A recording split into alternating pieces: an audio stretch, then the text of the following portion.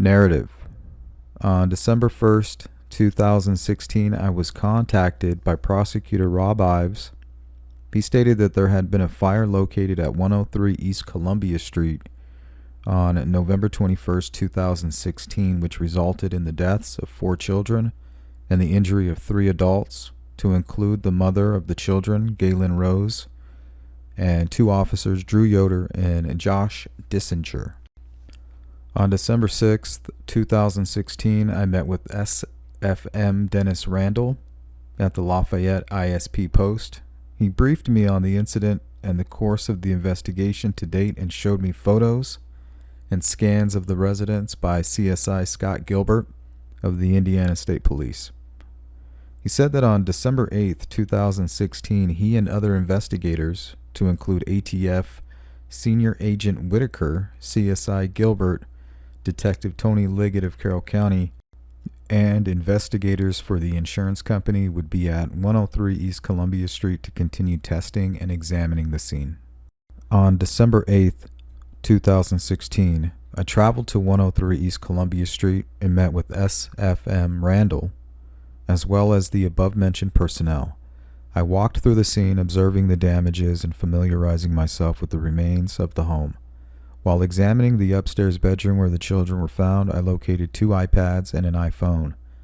The iPads were located on the floor and the bottom bunk near the east exterior window of the bedroom. The iPhone was located on the shelf on the south wall, just above the top bunk near the doorway to enter the room. I collected these 3 items for safekeeping and potential examination at a later date. I took exterior photographs of the home and the locations of the iPads and iPhone. From the personal observation, the back utility room of the house appeared to have sustained the most damage. With wood surfaces being deeply burned, the kitchen appeared to be the next most damaged room, with all surfaces appearing to be equally burned and all exposed appliances damaged. Items located inside the cupboards appeared to have been protected from some of the heat, causing water pipes, drains, and small appliances, the crock pot, and even a bag of potatoes to remain undamaged. The dining room floor appeared damaged, with some fire damage to the surface. The lower stairs of the staircase and lower walls appeared heat damaged. But as I progressed up the stairs, and the heat damage was present but did not appear to penetrate insignificantly as it did downstairs. Heat damage was present particularly in the fixture that held a fire alarm and the top of the stairs in the middle of the ceiling. The exterior portions of this fire alarm had melted, and the electronic board for the alarm now laid on the floor below the remaining melted plastic. SFM Randall pointed out that the contacts for the battery and that no battery was present inside. Official narrative based off of interviews with Galen Rose and witnesses.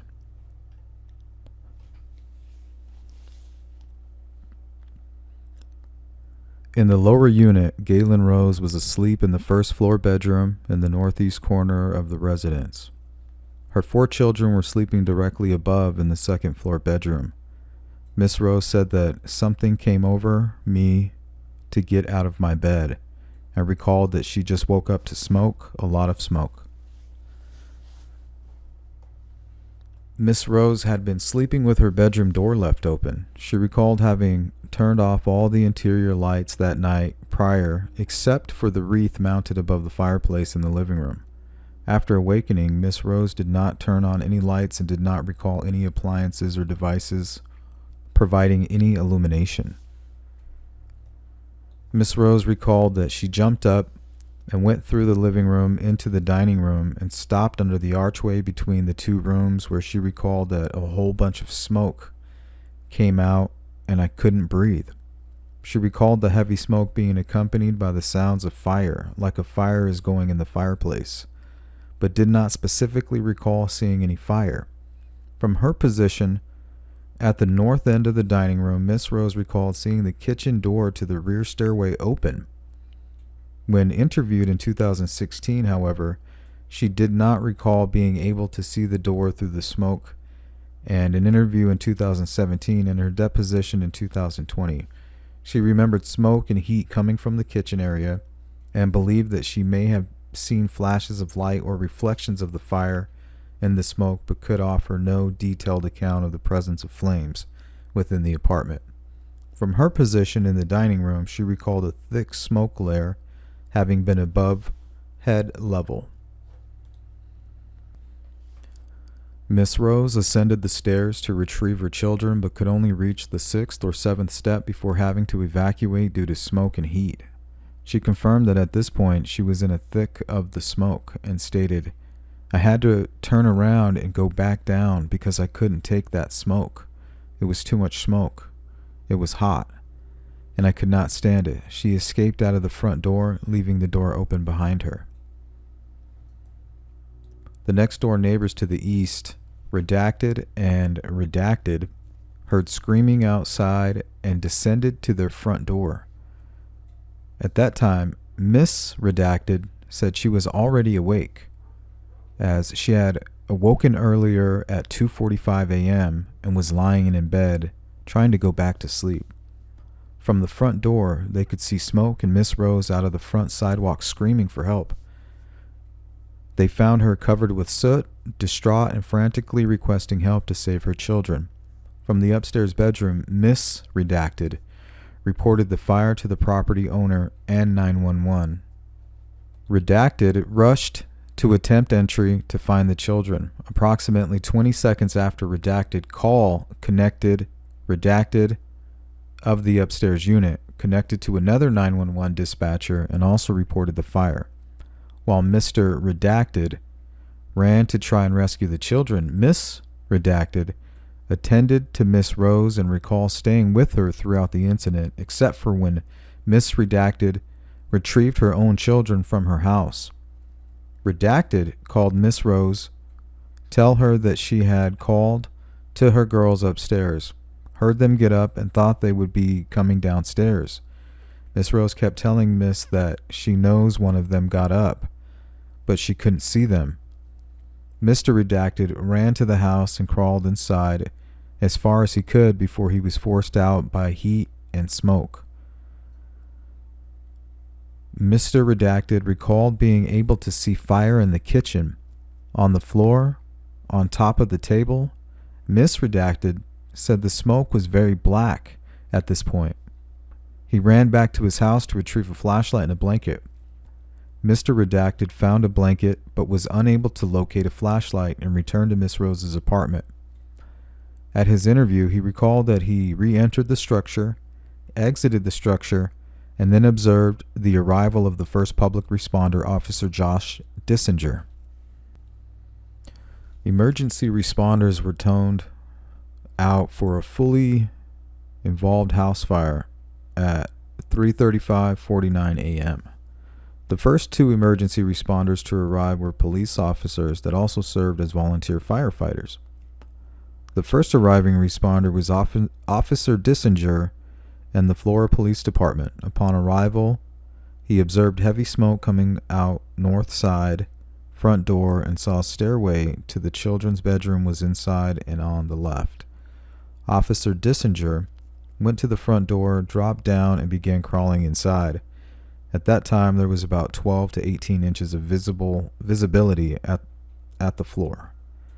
He entered, turned left, found a bed, and began feeling around the bed before being overcome by smoke and forced to exit. Once outside, he saw the second arriving responder, Deputy Yoder of the Carroll County Sheriff's Office, had arrived. Deputy Yoder recalled observing smoke just rolling from the house upon his arrival.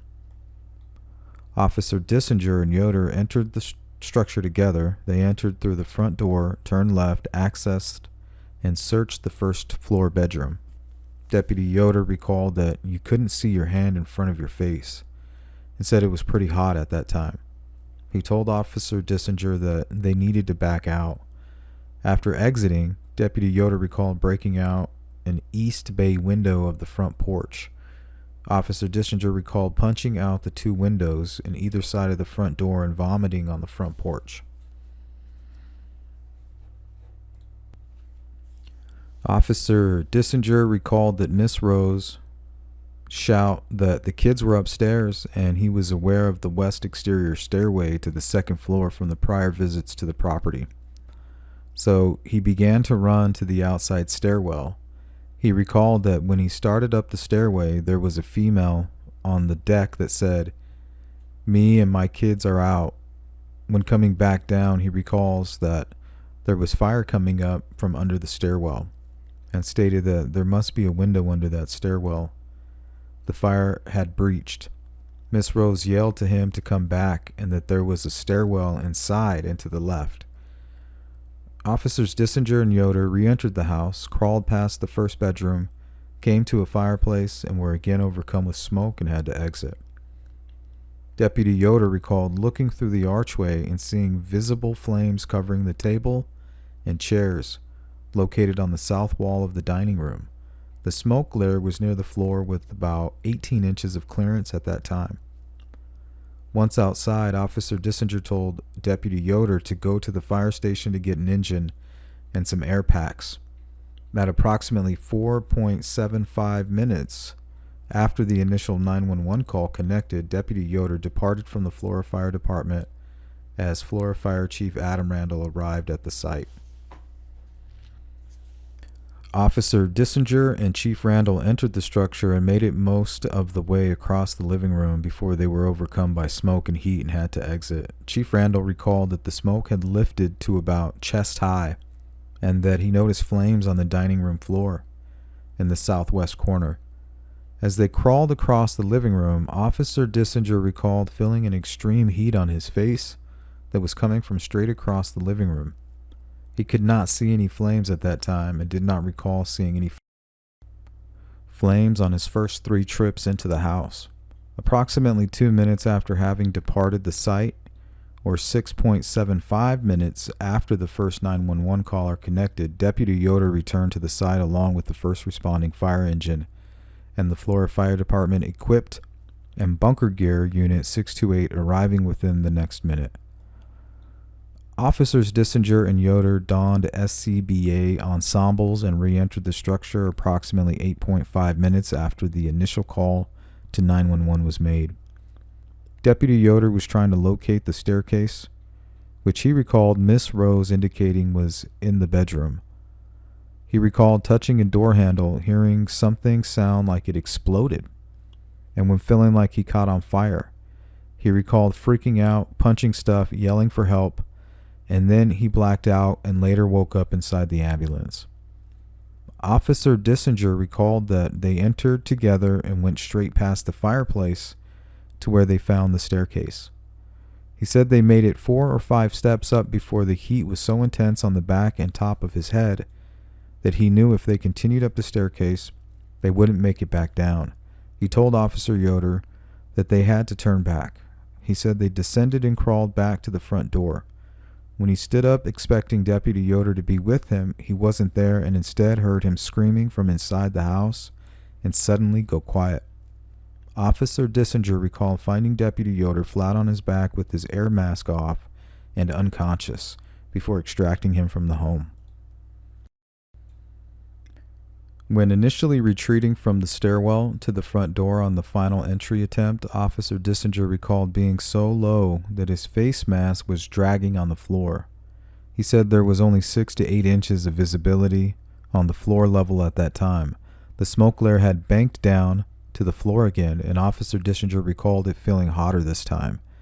He recalled that when he had initially reached the stairwell, he could see a bunch of fire off my right at floor level, and it was coming towards us almost at a pace that you can walk.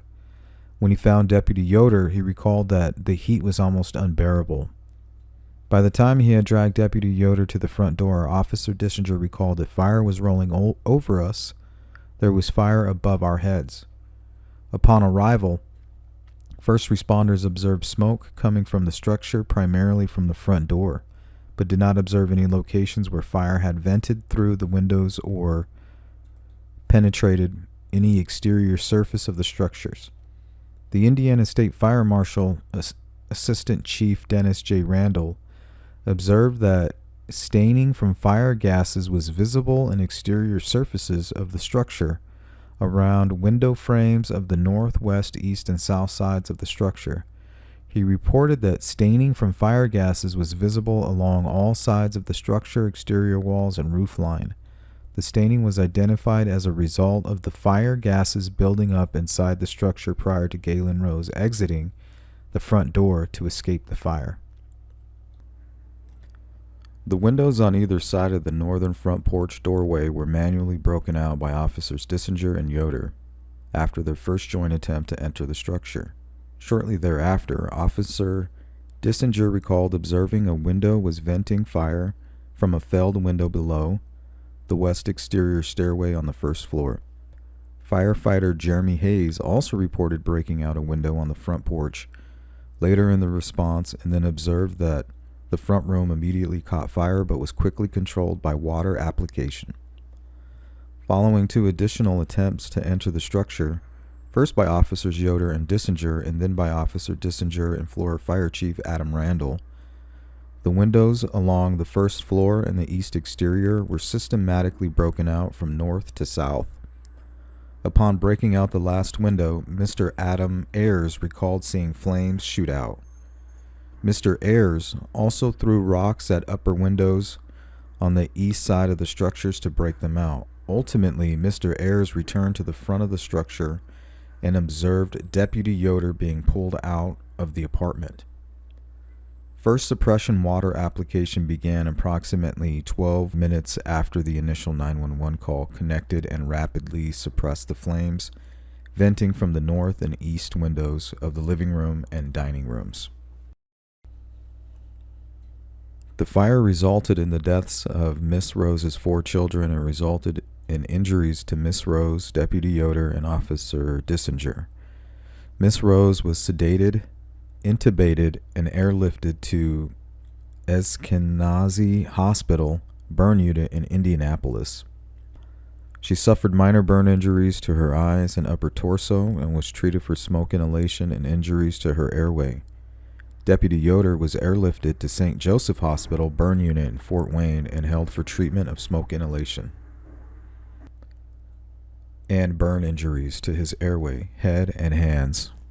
Officer Dissinger was transported to the IU hospital in Lafayette for smoke inhalation and was released the next day.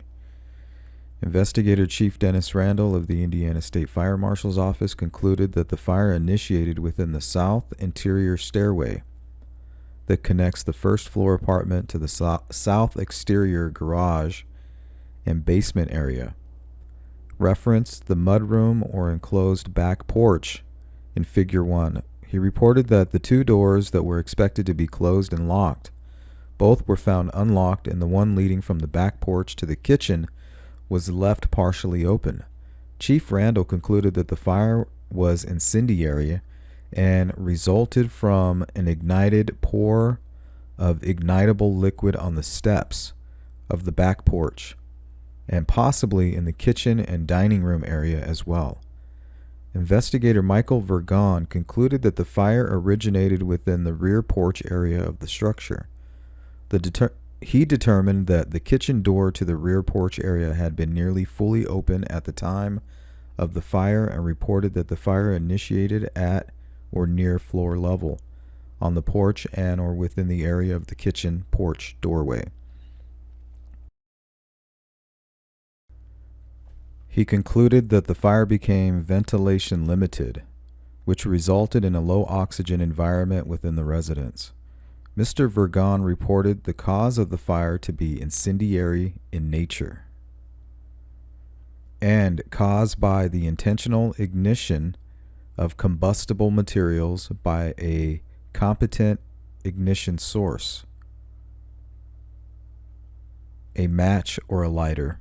Mr. Vergon further concluded that based on witness testimony of Mr. Adam Ayers and patterns of burning observed on the south end of the desk, the basement door, and the door frame, the possibility also exists that an ignitable liquid was utilized to facilitate and enhance flame spread.